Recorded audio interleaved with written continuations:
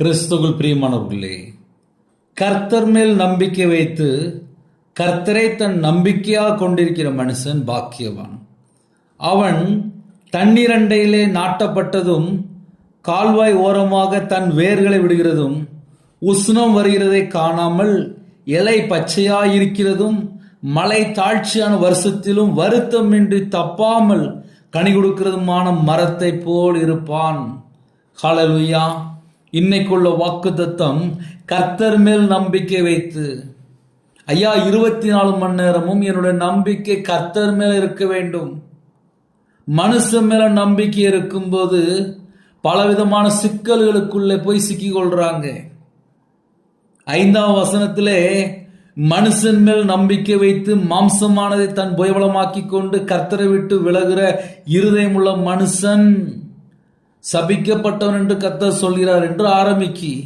ஆனால் 7வது வசனத்தில் வரும்போது கர்த்தர் மேல் நம்பிக்கை வைத்து, ஒரு மனுஷனுடைய வாழ்க்கையில 2 விதமான நம்பிக்கை உண்டு. மனுஷன் மேல நம்பிக்கை வைப்பாங்க, அப்படி இல்லைன்னா தேவன் மேல நம்பிக்கை வைப்பாங்க.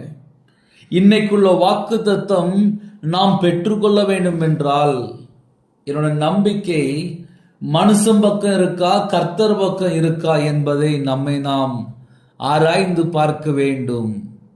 நிறைய வேளையில பக்கத்து ஊர்லேருந்து எனக்கு ஒரு கிஃப்ட் வருமா, வேற ஊர்லேருந்து ஒரு கிஃப்ட் வருமா, சொந்தக்காரங்க ஒரு கிஃப்ட் தருவாங்களா, வேலை பார்க்குற இடத்துல ஒரு கிஃப்ட் தருவாங்களான்னு சொல்லி நம்ம பல இடத்தை யோசித்து பார்ப்போம்.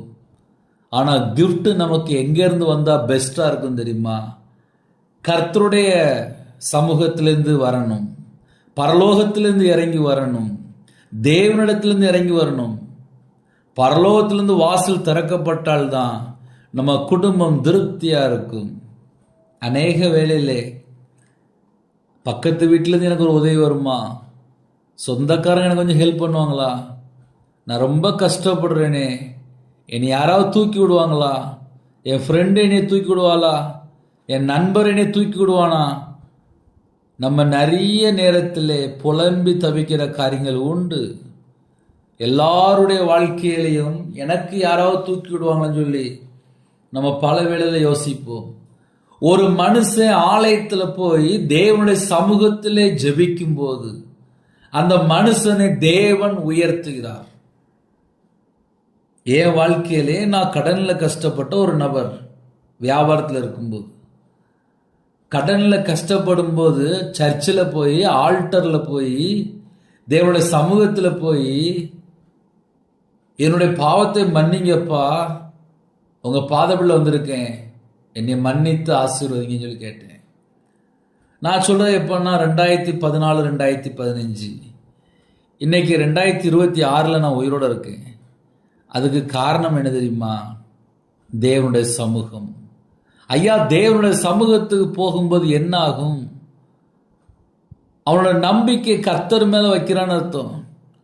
இன்னைக்கு நிறைய வேலையில சர்ச்சில் போய் ஆல்டரில் போய் ஜெபம் பண்ணா கூட எப்படி ஜெபம் பண்றாங்க அப்படின்னா, எனக்கு அவங்க உதவி செய்யணும்ப்பா, எனக்கு என் சொந்தக்காரன் உதவி செய்யணும்ப்பா, எனக்கு அவங்க ஹெல்ப் பண்ணணும்ப்பா அப்படின்னு சொல்லி இப்படி ஒரு ஜெபம் பண்றாங்க.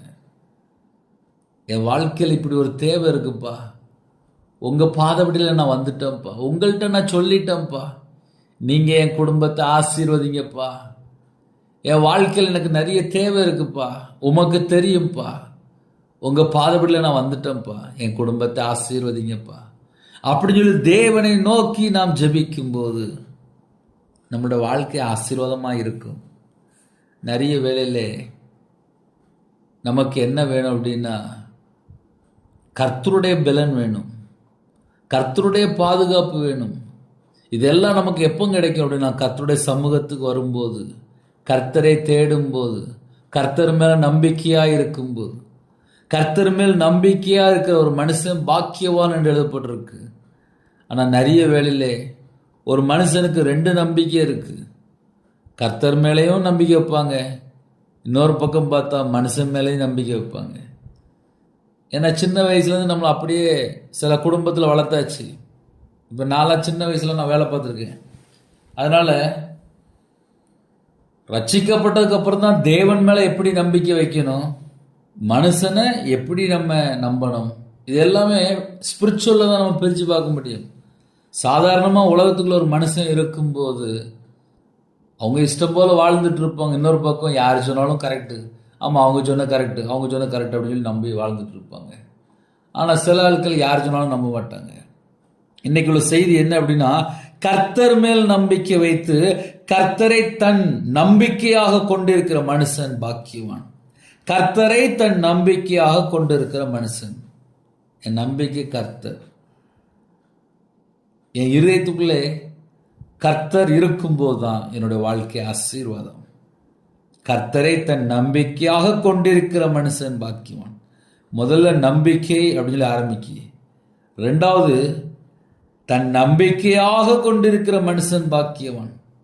தன் நம்பிக்கை, நம்ம நிறைய வேளையில் சொல்லுவோம் தன் நம்பிக்கை அப்படிமோ. கர்த்தரை தன் நம்பிக்கையாக கொண்டிருக்கிற மனுஷன் பாக்கியவான்.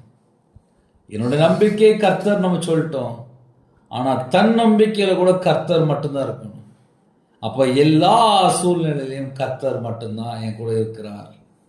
அந்த அனுபவத்துக்குள்ள இருக்கும்போது, அந்த சிந்தைக்குள்ள இருக்கும்போது எந்த ஒரு மனுஷனையும் நம்ம சார்ந்து கொள்ள மாட்டோம்.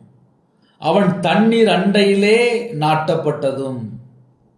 தண்ணீர் அண்டையிலே நாட்டப்பட்டதும் அப்படின்னா 24 மணி நேரம் ஆசீர்வாதம் வேணும்.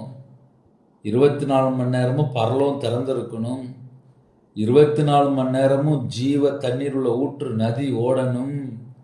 அவன் தண்ணீர் அண்டையிலே நாட்டப்பட்டதும். என்னோட நம்பிக்கை மட்டும் கர்த்தர் மேலே கரெக்டாக இருந்துச்சுன்னா போதும். தன் நம்பிக்கை, என் நம்பிக்கை கர்த்தர் மேலே தான் இருக்கு அப்படின்னா 24 மணி நேரமும் அவன் தண்ணீர் அண்டையிலே நாட்டப்பட்டதும். அதுக்கு நம்ம என்ன செய்யணும்? ஒரு 5 லட்ச ரூபா செலவு பண்ணுமா, இல்லை ஒரு 10 லட்ச ரூபா செலவு பண்ணுமா, இல்லை ஒரு 1 கோடி ரூபா செலவு பண்ணுமா? கிடையாது. 5 பைசா செலவு பண்ண வேண்டாம். என்னோட நம்பிக்கை கர்த்தர். எனக்கு என்ன வேணும் அவருக்கு தெரியும். என் வீட்டுக்கு என்ன வேணும் அவருக்கு தெரியும். என் குடும்பத்துக்கு என்ன வேணும் அவருக்கு தெரியும். என் பிள்ளைக்கு என்ன வேணும் அவருக்கு தெரியும். இப்படி நம்முடைய நம்பிக்கை கர்த்தராக இருக்கும்போது முடிவு பரியந்தம் நடத்துவார் என்று எழுதப்பட்டிருக்கு. கடைசி வரிய நம்மளை பத்திரமா வழி நடத்துவார். அதனால ஒருவேளை எனக்கு வயசாகிட்டு நான் பலவீனத்தோடு இருக்கேன், எந்த சூழ்நிலை இருந்தாலும் இன்னைக்கு உங்களுக்கு என்ன வேணுமோ கர்த்தரே தருவார். ஒரு மனுஷன் கிடையாது. ஆனால் நம்மளுடைய நம்பிக்கை கர்த்தர் மேலே இருக்கணும். நிறைய வேளையில் நம்பிக்கை மனுஷன் மேலே வச்சுட்டு என்னை அவன் ஏமாத்திட்டான்னு சொல்லி புலம்புற குடும்பங்கள் நிறைய இருக்கு. நான் நிறைய பேரை சொல்ல முடியும். என் வாழ்க்கையில் நானே ஏமாந்துருக்கேன். நானே மனுஷனை நம்பி ஏமாந்துட்டு புலம்பிட்டு கிடப்பேன். சில நேரத்தில் ஏமாற்றி விட்டானும் இல்லை அப்படிம்பாங்க. அப்படின்னு என்ன அர்த்தம் அப்படின்னா, யாரெல்லாம் மனுஷனை நம்பி போகிறாங்களோ ஏமாத்திடுறாங்க. இந்த கடைசி காலம் எப்படி இருக்குன்னா, ஜனங்கள் எப்படி இருக்காங்கன்னா, யாரு கிடைச்சாலும் ஏமாற்றணும். இப்போ அப்படிப்பட்ட ஒரு காலத்துக்குள்ள தான் வாழ்ந்துட்டு இருக்கோம். இப்படிப்பட்ட காலத்தில் நான் என்னப்பா செய்யணும் அப்படின்னா, மனுஷனை நம்புறதை விட்டுட்டு கர்த்தர் மேலே உங்கள் பாரத்தை வைங்க. கர்த்தரை நம்புங்க. கர்த்தரை சார்ந்து கொள்ளுங்க. கர்த்தர் தான் நமக்கு அடைக்கலாம். கர்த்தர் தான் நமக்கு கோட்டை. கர்த்தர் தான் நமக்கு அரண். கர்த்தர் தான் உதவி செய்வார். நம்முடைய பாடுகளை சுமந்ததும் அவர் தான். நமக்காக ஜீவனை தந்ததும் அவர் தான். நமக்காக பிதாடத்தில் பரிந்து பேசுகிறார். நம்ம வாழ்க்கை வெளிச்சமாக இருக்கணுமா, கர்த்தர் பக்கம் வரணும்.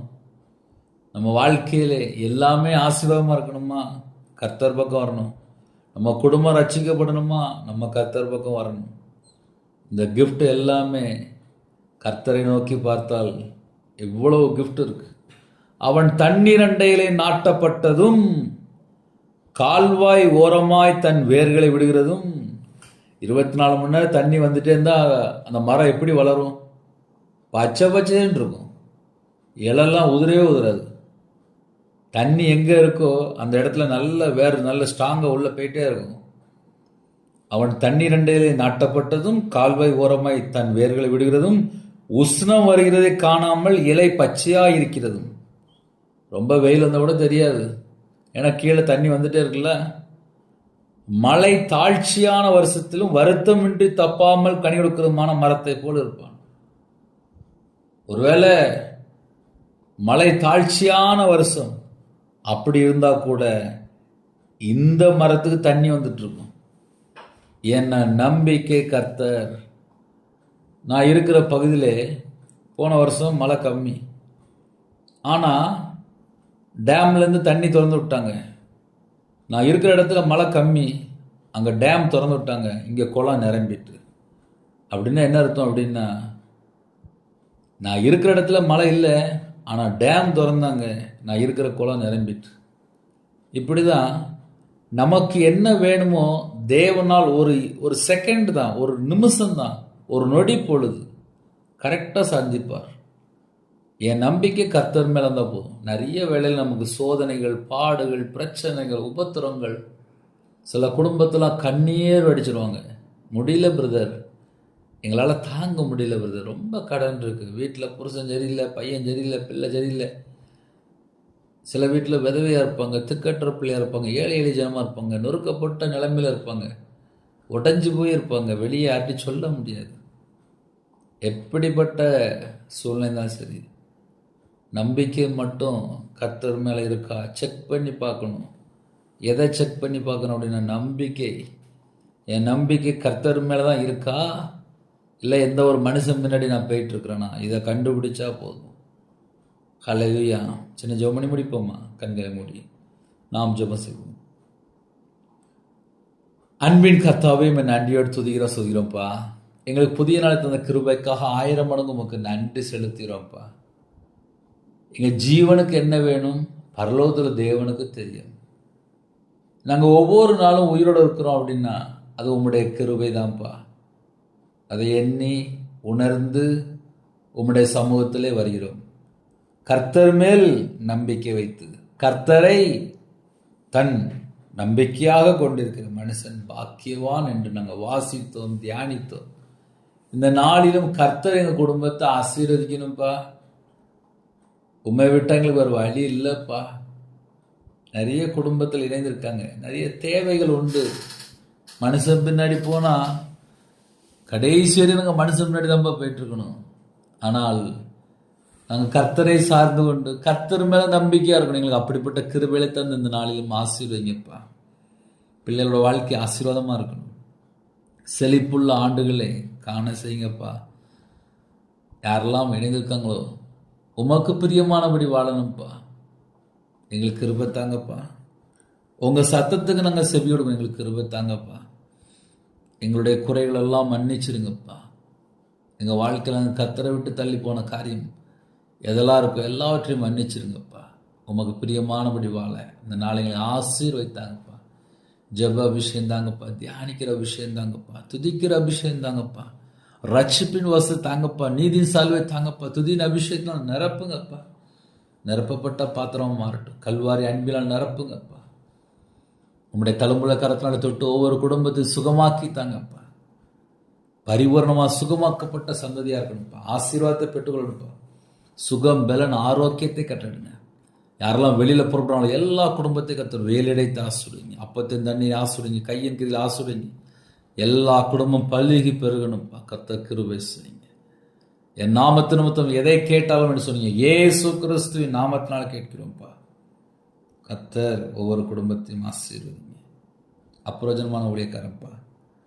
யாரெல்லாம் இணைந்துருக்காங்களோ உங்கள் பிள்ளைகளோட வாழ்க்கை ஆசீர்வாதமாக இருக்கணும். கர்த்தர் ஆசீர்வதிங்க. இந்த நாளை பொறுப்படுத்துவங்க. துதிகன மகிமெல்லாம் கர்த்தரா இயேசு கிறிஸ்து ராஜா ஒருவருக்கே செலுத்தினோம். இயேசு கிறிஸ்து பிதாவே, ஆமென். கிறிஸ்துவில் பிரியமானவர்களே, 9442504351 என்ற நம்பர்கள் உண்டாகும். நாங்கள் உங்களுக்காக குடும்பத்துக்காக ஜெபிப்போம். God bless you.